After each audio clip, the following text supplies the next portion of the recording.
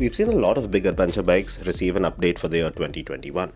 The BMW R1250 GS, the Ducati Multistrada V4, the introduction of the Harley-Davidson Pan America Special, all coming up with their individual styles, unique dynamics, and characteristics that keep them fresh and relevant in the current scheme of things.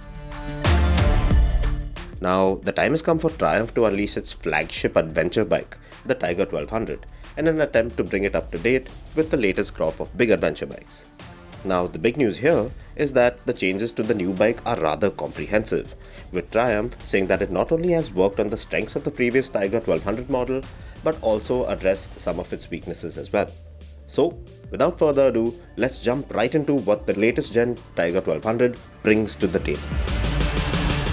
First up, there will be two families of the new generation Tiger 1200 that are aimed at appealing to both riders who are simply interested in sport touring, as well as the sort who look to tread off the beaten path in search of adventure.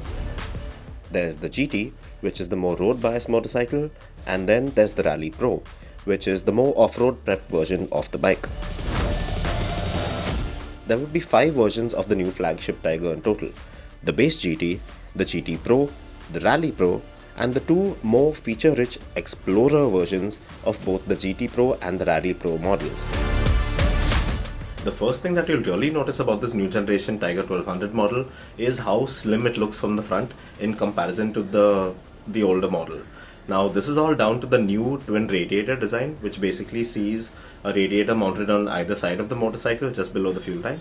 And basically this not only helps reduce the visual bulk of it all up front, but it's also set to increase the cooling power and also help dissipate heat away from the rider a lot better than before. Now, this new design has also helped the engine being repositioned a little further than it was before, and this in turn has helped lower the center of gravity, which should help riding dynamics a lot better. Now, this, in terms of design, the new tank design, the new decals, the new badging, everything comes together really well to help give this bike a very slim look and a very aggressive and purposeful stance on the road. The new flagship Tiger's foot pegs have been repositioned to suit each model's enhanced capabilities. The handlebars on all models of the new Tiger 1200 are 20 mm wider and 16 mm higher than before. And this, coupled with the slimmer seat, should give riders a lot more room to find their best riding position. Also, the seat height, albeit slightly higher on the Rally models, can be adjusted by 20 mm. A strong point of the Tiger 1200 has always been the smooth manner in which it delivered its power, and that's something that the company have taken to the next level with this new bike. All variants of the latest Tiger 1200 are powered by the new 1160cc inline 3 engine, and the unique bit about this new DOHC liquid-cooled motor is that it features a T-plane triple crank, which Triumph claim give the new Tiger 1200 the throttle character and sound of a twin at the low end of the power band, while maintaining engaging power delivery in the mid-range and top end, just as you would expect from a triple. And while the previous generation Tiger 1200 was no slouch, the new bike produces 150 PS and 130 Nm of peak power and torque, which is around 9 PS and 8 Nm more than before. This also means that the Triumph produces 14 PS over what is considered to be its closest rival in the form of the R1250 GS. The new Tiger is also said to have a lower center of gravity than before, while also being significantly lighter than the previous model.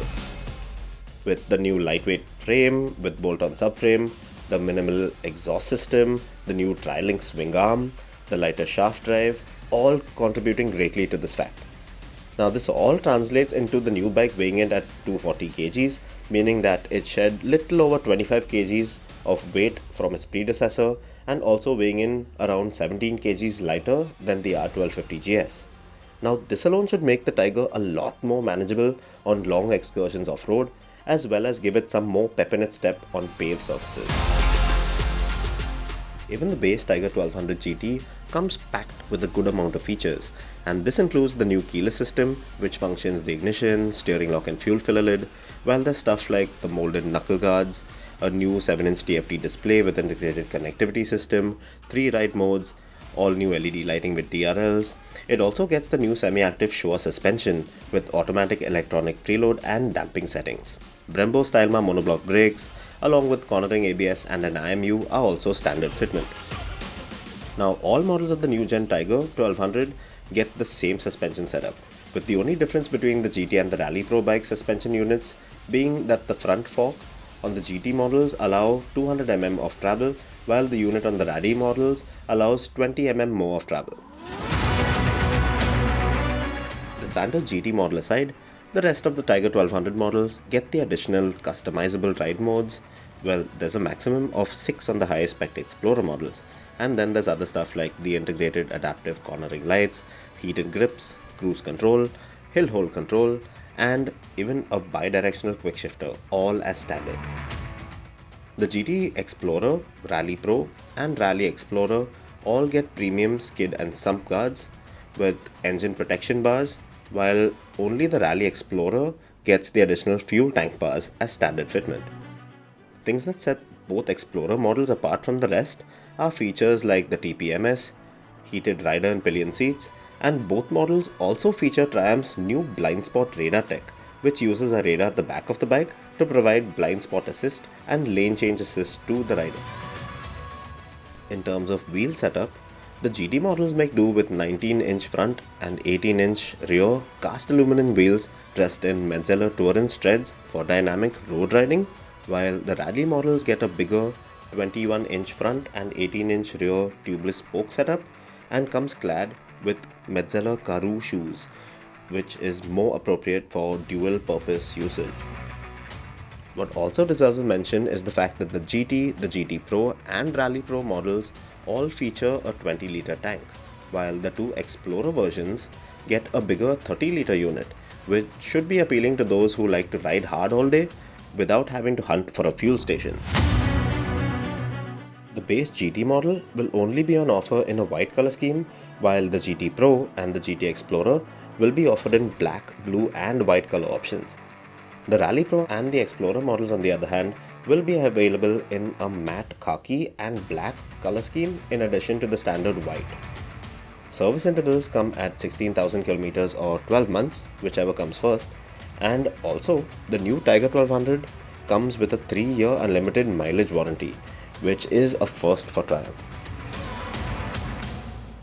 The aspect of the Tiger 1200 has always been its pricing. It's never been the most expensive of the big adventure bike lot, and with regard to this matter, we see Triumph, or we'd expect Triumph to really retain that high value for money aspect with the new Tiger 1200 and price the base GT model around 18 lakh rupees ex showroom, while the high spec Rally Explorer version would be expected to be in the ballpark of around 25 lakh when it reaches India in the first quarter of 2020.